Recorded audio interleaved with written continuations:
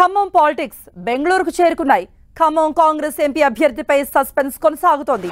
Khammam MP seat తమవారికి ఇవ్వాలంటూ deputy CM Bhatti Vikramarka, మంత్రి పొంగులేటి శ్రీనివాసరెడ్డి పట్టుబడుతున్నారు. తన సోదరుడు ప్రసాద్ రెడ్డిని ఖమ్మం కాంగ్రెస్ ఎంపీ అభ్యర్థిగా ప్రకటించాలని పొంగులేటి శ్రీనివాసరెడ్డి అంటుండగా, తన భార్య నందినికి కాకపోయినా రాయల నాగేశ్వరరావు ఇవ్వాలంటూ బట్టి విక్రమార్క అడుగుతున్నారు. ఈ సీట్ల వ్యవహారం ఇప్పుడు బెంగళూరుకు చేరింది.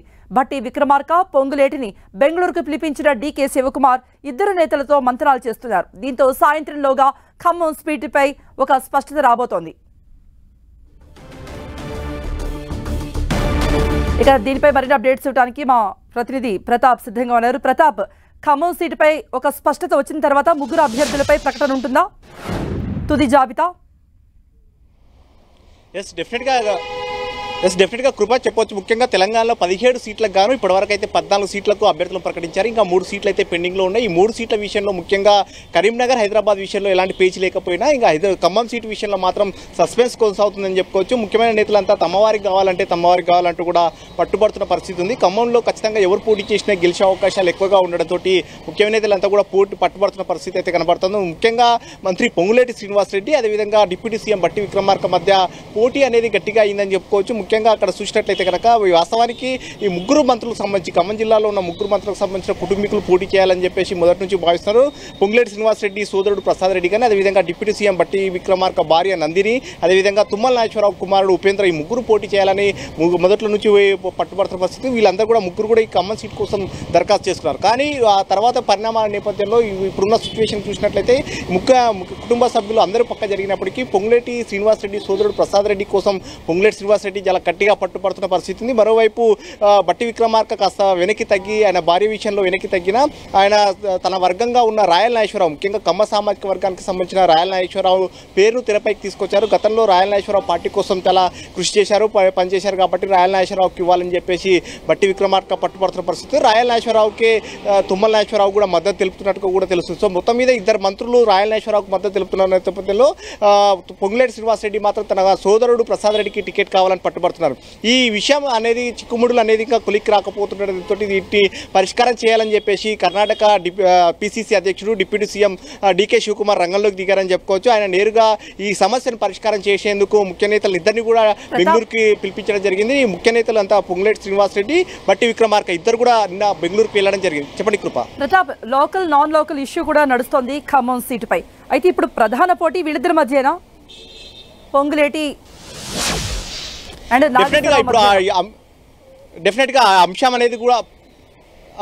అనేది పూర్తిగా సైడ్ అయిపోయిందని చెప్పుకోవచ్చు. నాన్ లోకల్కు సంబంధించి ముఖ్యంగా ఏదైతే చర్చ జరిగిందో మండ వెంకటేశ్వరరావు, అదేవిధంగా రామసాయం రఘురామ్ రెడ్డి పేర్లు తెరపైకి వచ్చాయి. నాన్ లోకల్ అయినప్పటికీ వీళ్ళ పేర్లు కూడా తెరపైకి వచ్చిన నేపథ్యంలో ప్రస్తుతం ఈ రెండు పేర్లు కూడా సైడ్ అయిపోయాయని కూడా పార్టీలో చర్చ జరుగుతుంది. ఇప్పుడు ఫైనల్గా రాయల నాగేశ్వరరావు వర్సెస్ పొంగులేటి ప్రసాద్ రెడ్డి మధ్య నడుస్తుంది. ముఖ్యంగా పొంగులేటి శ్రీనివాసరెడ్డి ఖచ్చితంగా తన సోదరుడికి టికెట్ కావాలని కూడా పట్టుబడుతున్నారు. అయితే ఆ ఖమ్మం పార్లమెంట్ పరిధిలో ఉన్న మిగతా సెగ్మెంట్లకు సంబంధించిన ఎమ్మెల్యేలు కూడా పొంగులేటి శ్రీనివాసరెడ్డికి మద్దతు తెలుపుతున్నట్టుగా కూడా తెలుస్తుంది. పొంగులేటి ప్రసాద్ రెడ్డి కావాలంటూ కూడా పార్టీ ఇన్ఛార్జ్ దీపాదాస్ మున్షి చేసిన ఏదైతే సర్వే ఉందో అభిప్రాయ సేకరణలో భాగంగా ప్రసాద్ రెడ్డికి ఇస్తే పనిచేస్తామంటూ కూడా ఎమ్మెల్యేలు చెప్పారని కూడా పార్టీలో ఒక చర్చ జరుగుతుంది. కానీ అక్కడ ఇక్కున్న సిచ్యువేషన్లో కానీ ఖమ్మ సామాజిక వర్గానికి ఇక్కడ అకామిడేట్ కాలేదు కాబట్టి ఖమ్మం నుంచి అకామిడేట్ చేయాలని కూడా చెప్తున్నారు. అయితే వాస్తవానికి అక్కడ ఖమ్మం నుంచి కూడా రేణుకా చౌదరి ఖమ్మ సామాజిక వర్గానికి సంబంధించిన వ్యక్తిని మొదట్లో అనుకున్నప్పటికీ ఆమెను సైడ్ చేసేందుకే ఆమెకు రాజ్యసభ ఇచ్చారు. సో అందులో ఆ కోటాలో భాగంగానే ఆమెకు ఇచ్చారు.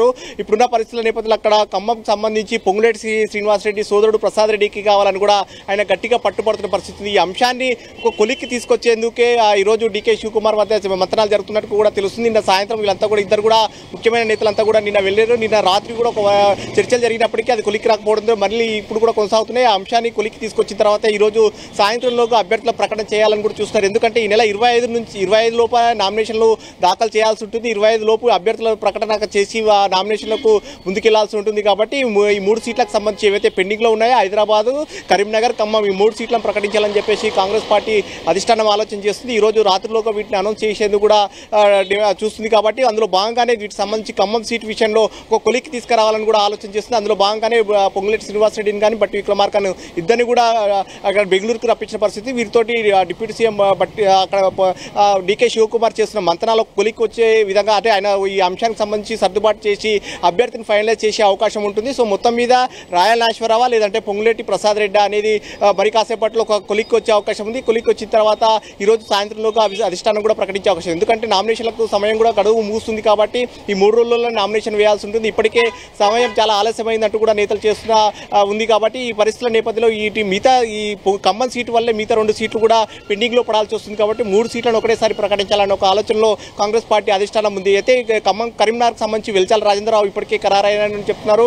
హైదరాబాద్ సంబంధించి సమీరుల్లా పార్టీ జిల్లా అధ్యక్షుడిగా, హైదరాబాద్ జిల్లా అధ్యక్షుడిగా ఉన్న సమీరుల్లా దాదాపు పేరు ఖరారైంది. సో ఈ నేపథ్యంలో ఇద్దరు పేర్లు ఖరారైనాయి కాబట్టి ఖమ్మం సీటు విషయంలో కూడా ఒక కొలిక్కి వచ్చినట్లయితే ప్రసాద్ రెడ్డి లేదంటే రాయల్ నాగేశ్వరరావు కొలిక్కి వచ్చినట్లయితే ఆ అభ్యర్థి కూడా కొలిక్కి ఫైనలైజ్ చేసే అవకాశం ఉంటుంది. ఈరోజు సాయంత్రంలో ఒక కొలిక్కి వచ్చిన తర్వాత ఈ 3 సీట్లకు సంబంధించి కూడా అభ్యర్థులను ప్రకటించే అవకాశం ఉంది. ఎందుకంటే ఈ నెల 25న నామినేషన్ వేయాల్సి ఉంటుంది. చాలా వరకు కొంతమంది ఇప్పుడు మొత్తం 14 నియోజకవర్గాలకు సంబంధించి ఇప్పటికే మంచి రోజులు ఉన్న నేపథ్యంలో కొంతమంది నామినేషన్లు కూడా వేశారు. ఇప్పటికే నామినేషన్ల పర్వం కొనసాగుతుంది. సీఎం రేవంత్ రెడ్డి కూడా నామినేషన్ల పర్వానికి సంబంధించి కూడా వరుసగా పర్యటనలు చేస్తున్నారు. ఈ రోజు కూడా 3 నియోజకవర్గాల అభ్యర్థుల నామినేషన్ల కార్యక్రమాల్లో పాల్గొనబోతున్నారు. ఇప్పుడు కాసేపట్లో ఆదిలాబాద్కి వెళ్ళబోతున్నారు. ఆ తర్వాత నిజామాబాద్లో అభ్యర్థి జీవన్ రెడ్డి నామినేషన్ కార్యక్రమంలో పాల్గొంటారు. సాయంత్రం మల్కాజ్గిరిలో కూడా పార్టిసిపేట్ చేస్తున్నారు. ఇట్లా మొత్తం మీద ఒకవైపు అభ్యర్థులు ప్రకటించిన నేపథ్యంలో అక్కడ విస్తృతంగా పర్యటనలు చేస్తున్న నేపథ్యంలో ఆ 3 స్థానాలు పెండింగ్లో ఉండడంతో కాంగ్రెస్ పార్టీకి కూడా కాస్త ఇబ్బందికరంగా పరిణామాలు నెలకొంటున్నాయని చెప్పుకోవచ్చు. గ్రౌండ్లో వాస్తవానికి ఈజీగా గెలిచే సీటు ఖమ్మం కాబట్టి